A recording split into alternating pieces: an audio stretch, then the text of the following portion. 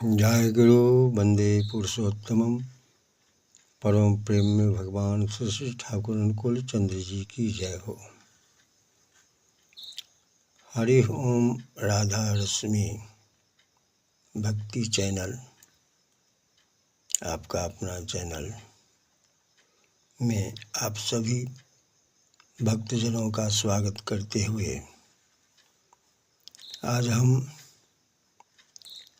सत्यानुसरण वाणी पाठ हिंदी अनुवाद का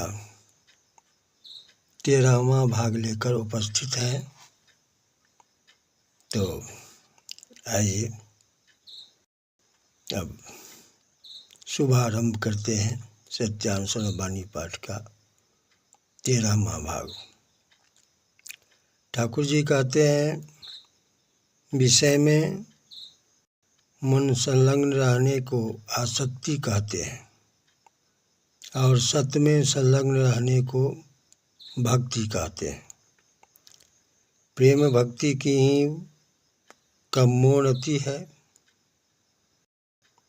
भक्ति का गाढ़त्य ही प्रेम है। अहंकार जहाँ जितना पतला है, भक्ति का स्थान भी वहाँ उतना ही अधिक है। भक्ति बिना साधना में सफल होने का उपाय कहाँ है? भक्ति ही सिद्धि ला दे सकती है। विश्वास जिस तरह अंधा नहीं होता, भक्ति भी उसी तरह नहीं होती। भक्ति में किसी भी समय किसी तरह की दुर्बलता नहीं।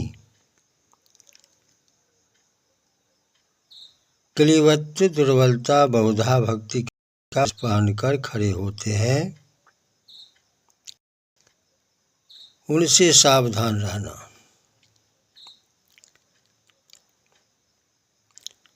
आगे ठाकुर जी का थोड़ा रो लेने से ही या नृत्य इत्यादि में उत्तेजित होकर उछल कूद करने से ही जो भक्ति हुई, ऐसी बात नहीं है। सामायिक भावोन्नमत्तितादि भक्त के लक्षण नहीं। भक्ति के चरित्र में पतला अहंकार का चिन्ह, सत्चिंता का चिन्ह, सद्व्यवहार का चिन्ह एवं उदारता इत्यादि के चिन्ह कुछ न कुछ रहेंगे ही, नहीं तो भक्ति नहीं आई। आगे कहते हैं ठाकुर जी, विश्वास नहीं आने पर निष्ठा नहीं आती और निष्ठा के बिना भक्ति रह नहीं सकती। दुर्बल भावोन्मत्तता अनेक समय भक्ति जैसी दिखाई पड़ती है। वहाँ निष्ठा नहीं है और भक्ति का चरित्रगत लक्षण भी नहीं है। जिसके हृदय में भक्ति है वह समझ नहीं पाता कि वह भक्त है। दुर्बल निष्ठाहीन केवल भाव प्रवण मोटा अहंयुक्त हृदय सोचता है मैं खूब भक्त हूँ। अश्रुपलक स्वेद कंपन होने से ही जो वहाँ भक्ति आई है, ऐसी बात नहीं। भक्ति के इन सब के साथ अपना स्वधर्म चरित्रगत लक्षण रहेगा ही। अश्रुपलक स्वेद कंपन इत्यादि भाव के लक्षण हैं, वे अनेक प्रकार के हो सकते हैं। भक्ति के चरित्रगत लक्षणों के साथ यदि उस भाव के वे लक्षण प्रकाश पाएं, तभी तो वे सात्विक भाव के लक्षण हैं। आगे कहते हैं ठाकुर जी, नकली भक्ति मोटा अहंकार युक्त होती है।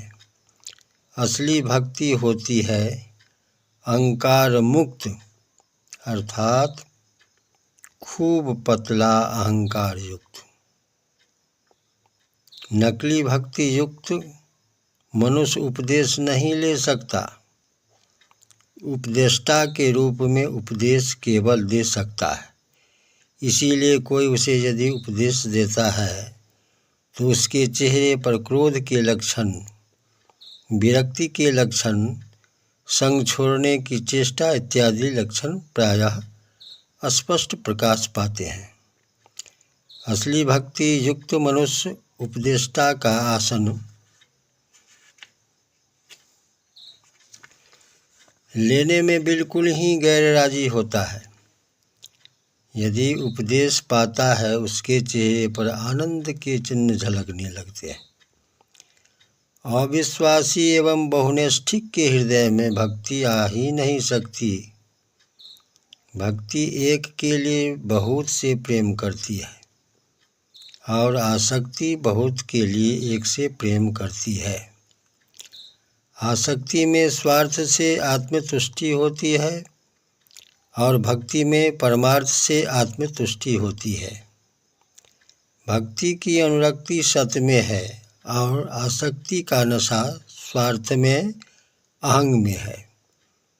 आसक्ति काम की पत्नी है और भक्ति प्रेम की छोटी बहन है। ठाकुर जी आगे कहते हैं, अनुभूति द्वारा जो जाना जाए वही ज्ञान है। जानने को ही वेद कहते हैं और वेद अखंड है। जो जितना जानता है वह उतना ही भर वेदवित है। ज्ञान प्रहेलिका को ध्वंस कर मनुष्य को प्रकृति चक्षु दान करता है। ज्ञान वस्तु के स्वरूप को निर्देश करता है और वस्तु के जिस भाव को जान लेने पर जानना बाकी नहीं रहता वही उसका स्वरूप है। भक्ति चित्त को सत्य में संलग्न करने की चेष्टा करती है और उससे जो उपलब्धि होती है वही है ज्ञान। अज्ञानता मनुष्य को उद्विग्न करती है, ज्ञान मनुष्य को शांत करता है। अज्ञानता ही दुख का कारण है और ज्ञान ही आनंद है। तुम जितने ज्ञान का अधिकारी होगे उतना भर शांत होगे। तुम्हारा ज्ञान जैसा होगा स्वच्छंद रूप से रहने की तुम्हारी क्षमता भी वैसी होगी। वंदे पुरुषोत्तमं वंदे पुरुषोत्तमं वंदे पुरुषोत्तमं। अब वाणी को विराम देते हुए अगले वीडियो तक के लिए जय गुरु।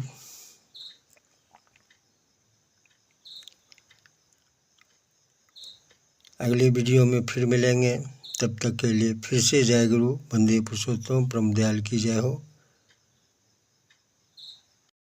जो अच्छा लगे तो इसे शेयर कीजिएगा, सब्सक्राइब कीजिएगा,